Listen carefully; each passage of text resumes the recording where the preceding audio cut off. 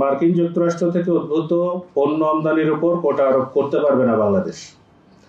শুধুমাত্র মার্কিন পণ্যের 4.4% পণ্যের উপরে শুল্ক বজায় রাখতে পারবে।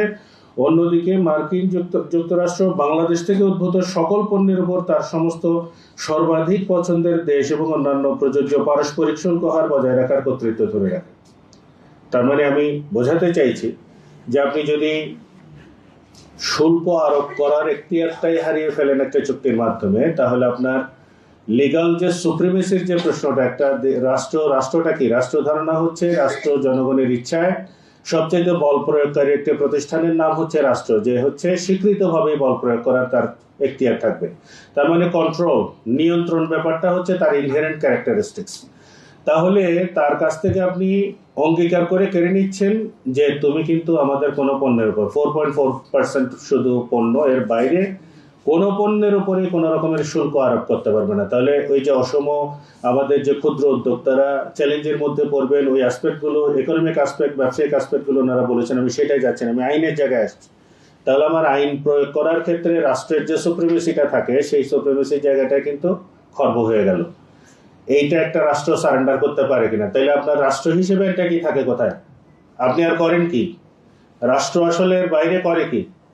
তার যদি এই নিয়ন্ত্রণের ক্ষমতাটুকুই যদি না থাকে, সে যদি সারেন্ডার করে একটা চুক্তির মাধ্যমে, তার নিজের আইডেন্টিটি নিয়ে আসলে ক্রাইসিস তৈরি হওয়ার মতো ব্যবস্থা হবে। আমদানি, লাইসেন্সিং এবং প্রযুক্তিগত মান, সেখানে বলছে বাংলাদেশের নিয়ন্ত্রক সার্বভৌমত্বকে ক্ষুণ্ণ করছে এবং ভোক্তা ও জনকল্যাণের সুরক্ষার জন্য প্রয়োজনীয় স্বাস্থ্য, নিরাপত্তা ও গুণমানের মান প্রয়োগ করার যে রাষ্ট্রকে যে আইনগত ক্ষমতা দেওয়া হয়েছে সেটাকেও দুর্বল করে দিচ্ছে। অর্থাৎ জিএমও প্রোডাক্ট নিয়ে মাহা বলেছেন পরিষ্কারভাবে যে জিএমও প্রোডাক্ট যখন ঢুকবে, আমাদের এখানে তো জিএমও প্রোডাক্ট অ্যালাউ না। এখন ধরেন আমাদের একটা মান নিয়ন্ত্রণকারী প্রতিষ্ঠান আছে বিএসটিআই, একটা প্রোডাক্ট ঢুকতে গেলে, একটা বিদেশি ওষুধও যদি ঢোকে, সেটা যদি একটা মাল্টিভাইটামিনও হয়, সেটা যদি বাংলাদেশের বাজারে আসতে হয়, বাংলাদেশের ওষুধ নিয়ন্ত্রণের জন্য যে আইন আছে তাতে পরিষ্কার করে বলা আছে যে আপনার বিএসটিআই কর্তৃক পরীক্ষিত হতে হবে। সেখানে বিএসটিআই তার পরীক্ষা করার পর একটা স্টিকার লাগিয়ে বলবে যে বিএসটিআই কর্তৃক পরীক্ষিত। তার মানে কি আপনার আমার স্বাস্থ্যের জন্য সেটা ঠিক আছে, সেইটা কনজিউমেবল।